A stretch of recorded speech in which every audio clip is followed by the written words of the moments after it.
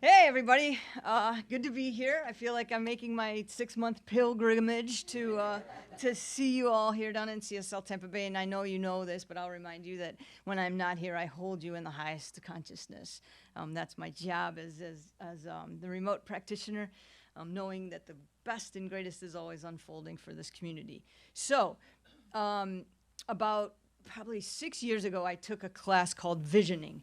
And if you haven't taken it, I highly suggest it. And the purpose of the visioning, it's a practice, is to really open yourself to what Spirit might have to offer you, to open yourself, to consider the whole possibilities of how things might show up in your life. And one of the questions you ask during the visioning process is, what is mine to do? And during that particular class, 7 years ago, what came to me is the answer that you are here to make people laugh. You're going to be a comedian. And I was like, okay, that doesn't really resonate, but okay. I wrote it down in my journal. And since then, it's been 6, 7 years now, I've written one joke. That's not the joke. All right, so I'm going to try it out on you guys. It's a participation joke, so I think I'd ask you that you just follow along with me. Knock, knock. Who's there? God. God who? Really? You've waited your whole life for God to knock on the door? God knocks and we say, God who? So perhaps you've heard the parable of the drowning man. So it goes like this. There's a guy, I hesitate to say this, it's a hurricane and it's flooded. And so he's on the roof of his house. I realized this morning, I'm like, oh, you maybe shouldn't say that in Florida, but he's on the roof of his house. He's on the roof of his house and he prays. He's like, he's a man of faith. He knows that as he thinks he will experience, God, save me. God will save me. God is going to save me, I know. Along comes a couple in a rowboat. They're like, hey, the water's rising. Jump in the boat and we'll row to safety. He's like, the boat looks kind of full. You guys go ahead. I'm good. God's going to save me. He spends the night on the roof. The water's getting higher and a guy comes by in a speedboat. He's like, hey, man, jump down. I know it's a little scary of a jump, but I got you. And then we can go to safety. He's like, I'm good. You know what? I've been praying all night. I'm clear. God's going to save me. So later that day, a helicopter comes over and they said, hey, they're yelling at him through the horn like, hey, we're going to send down a rope. Hold on to the rope and we'll pull you in to safety. He's like, I'm okay. God's going to save me. The water rises and he drowns. He gets to heaven. He wants to have a conversation with God. This wasn't the deal. He says to God, God, I was drowning. I did everything I was supposed to do. I had all the right thoughts with all the right conviction. I was there for you to save, and I didn't. I perished. What's up with that? And God said, I sent you a rowboat. I sent you a motorboat. I sent you a helicopter with a rope. What more did you want me to do? So when God knocks, we got to open the door, right? We got to open the door. Now, when I was in the Holmes Institute, so Holmes Institute is the educational arm of Centers for Spiritual Living, I learned about a religious concept called immutability. Immutability means that something doesn't change. And in this particular application of it, it's God. And I hope I can just use God as the universal word for today, spirit, source. I use it interchangeably, but for today, I'm just going to use God. God doesn't change. God's like gravity here on earth. You can count on it. It will always be here. It's the law. So God doesn't change. All right, well, what we know is through the ages, God has spoken to people, to humans. We know this. Moses went up on the mountain, and there was a burning bush, and God spoke to him. God spoke to Moses. That's so in the Bible, right? We know that God came to Muhammad through an angel and gave him the entire Quran. And through the ages, we know examples of God speaking to us. Now, there are some religions right now that would have us believe that God's done speaking to us. God has said everything he's going to, he, she, it is going to say. Okay? And all we need to do is to follow whatever has already been said. Okay? Now, that would mean, though, then that God changed. That 2,000 years ago, 3,000 years ago, God showed up one way, Spirit showed up one way, and today, God's retired. Done. I've given you everything you need. You're on your own. Now, you can ask yourself, does that really sound how it should work? Does it really make sense if that was that? And that's where you have to use your own, what's in your heart. Ask yourself, does that really sound like that's how God would work? Done. What is God doing then? Of course, God's immutable. It doesn't change. It will show up for us today the same way it showed up thousands of years ago and through the ages. So it's our job then, when God knocks, to speak to us, we listen. So how do we do that? How does that work?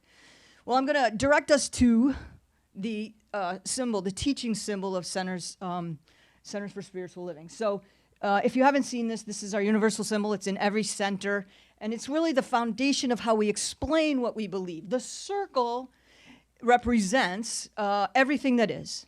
It's God, it's us, it's everything that is contained within the circle. Now, it's artificial, but just for the purpose of this explanation, that's what the circle is. Within the circle are 3 sections. 1, 2, 3. The top section, this whole thing is the creative process. This is how you hear people say, we're going to co-create with Spirit. I'm going to manifest my reality. The top third is thought, belief, idea, inspiration. I have an idea. I'm going to become this. I want to do that. I want to experience that. I want to have prosperity. The middle is the least easy to understand because it's a bit of a mystery. It's the subjective part. It's the soul. It's where the magic happens. If I take an acorn, an idea, and I put it in soil in the middle, an oak tree grows. I don't know how that acorn turns into a tree. It's really not mine to know. That's the magic of God. That's God's work in the middle. And then the bottom third, right here, is the physical manifestation of the idea. It's the reality. It's the experience that we have. So our first job is to hold high thoughts, to hold good thoughts, to focus on what you want and let go of what you don't want. Choose your words carefully. And then have emotion and passion and belief behind what it is you want. And then let Spirit do its work. But this is where the co-creation begins, okay? This is where we have to also act. When the rope drops down from the helicopter, we have to grab onto it. Now, miracles do happen.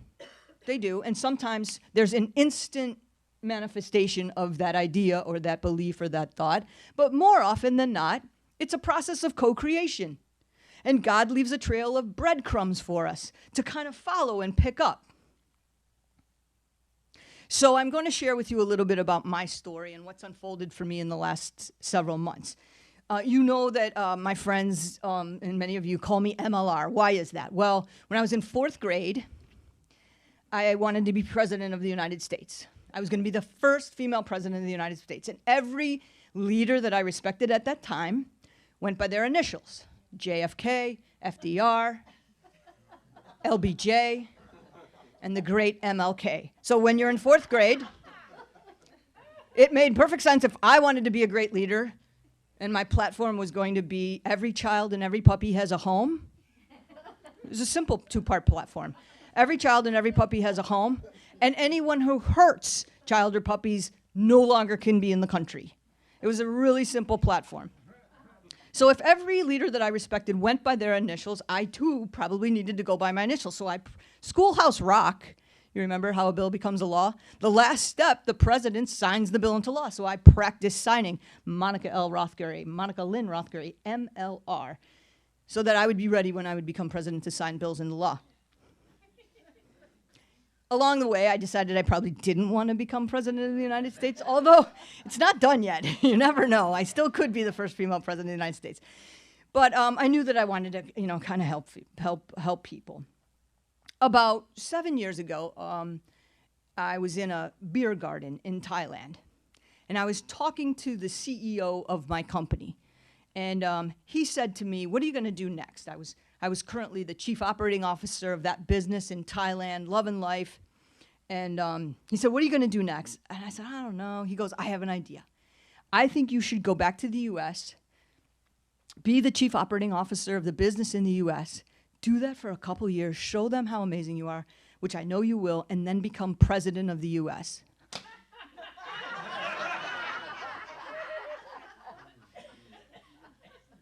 Breadcrumb, right? Because that's how they show up, right? Breadcrumbs. That's a person giving me a message. Crystal clear. My wife and I packed our bags and we headed to Louisville, Kentucky. Last 4 years, I've been busting tail to make sure that I did that job as best as I could. And now everybody that I work with is like, "So do you want it?" I'm like, "Yeah. Wouldn't it be amazing to be the president of this business, to create a company where everyone is welcome, where we all can thrive and aspire to be the greatest and highest versions of ourselves?" I'm like bringing all the science of mind principles to corporate America, right? I'm like, wouldn't that be awesome? Yes. So all the stars are lining up. Everything's perfect. In April, my boss, the president of the company, resigns. Perfect. I'm like, okay, here we go. Spirit's unfolding, just as I planned. 30 years I've been on this journey, right? So they call me, and I'm ready, right? I'm so ready. They're like, "Okay, Monica, we love you." It's not a good start. We love you, and we think you have a great runway ahead of you, and we're so impressed by all the things you've done and the way you lead, and I'm not sure what they said after "but," because it didn't really matter. The bottom line was I wasn't going to get that job. Boom, that door closed. Now, how could that be? I had done everything right. I had set my intention with the highest of conviction. I had followed the breadcrumbs. I had done everything I was supposed to do, and that door closed. I wasn't going to get that job. This just happened. So I was frustrated and angry. I was depressed. And I did what each of us should do when we're in that place where we can't see the light, and that is I did that. I did drink. But after that, I called a practitioner, because a practitioner's there for you to know what you can't know for yourself. And believe me, at that point, I could not know light.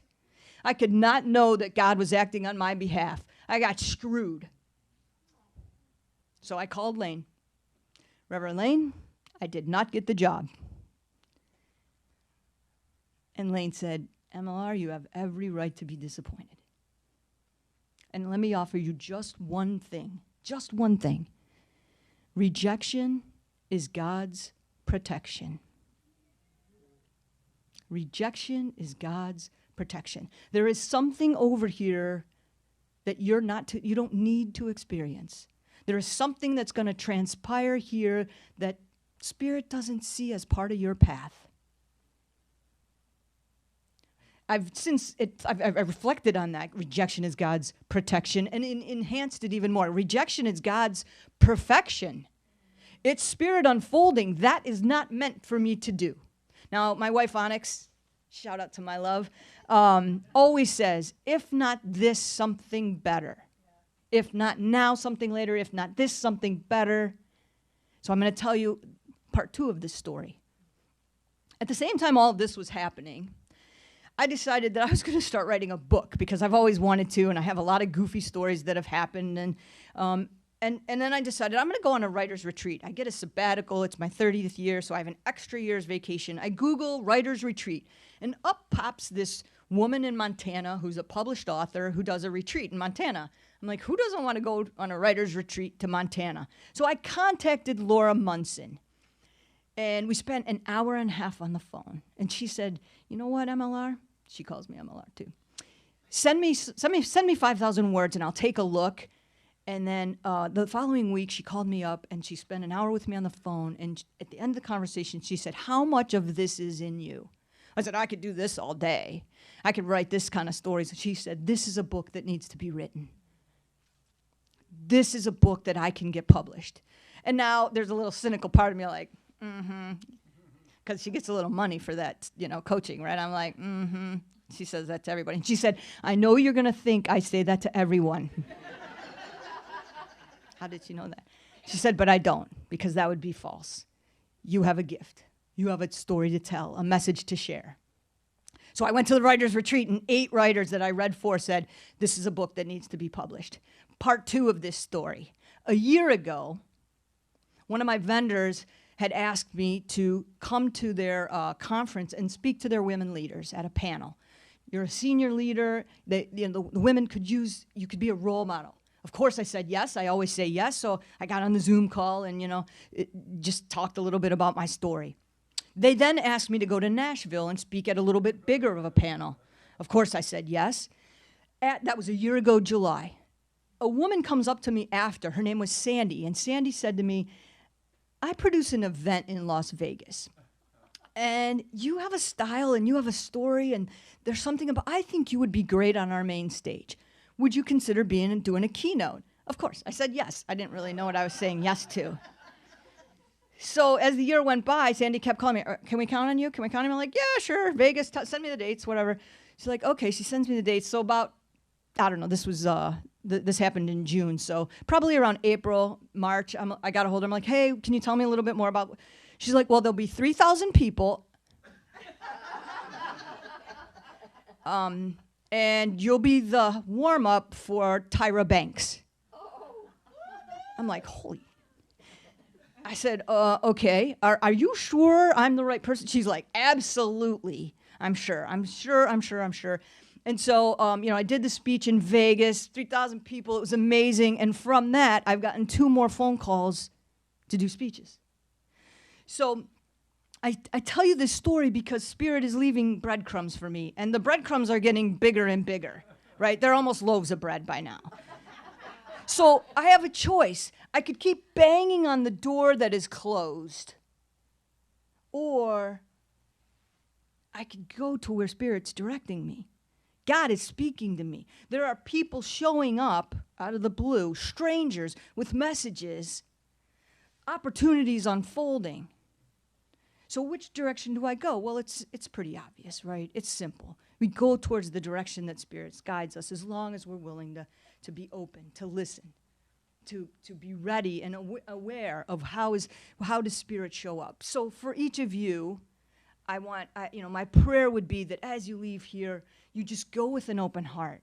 Go, set your intention, know your idea, know your clarity, what it is you want to do, what it is you want to experience. And then just wait for Spirit to start to show you little clues and hints and ideas. It will show up in a song. The very next song you hear might be a message for you.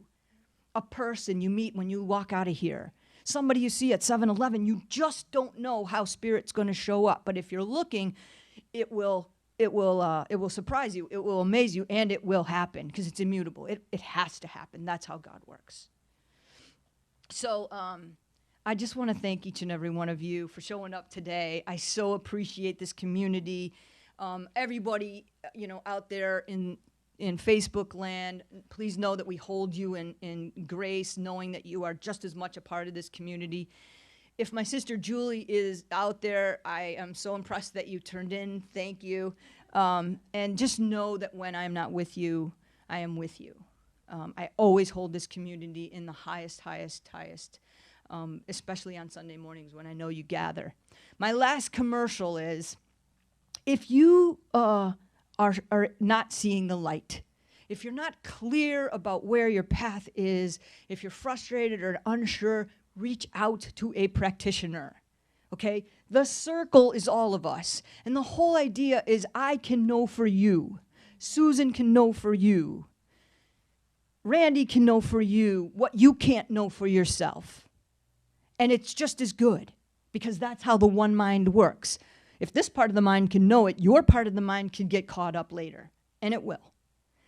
If part of being this, if what you're hearing sounds interesting, I would encourage you to explore becoming a practitioner. You might not have to do it 2 times like Elaine. But the journey to become a practitioner is an amazing journey of self-discovery. I've learned more about myself and about my spirituality and about this teaching. The gift was to me, and then, the license was just kind of bonus. So if you're interested, please seek out one of us to find out more about how you too can become a practitioner, if not for others, for yourself. So know that I hold you with the highest, and I bless each and every one of you. I thank you for listening and being a part of my journey and hearing and witnessing my story. Thank you so, so much.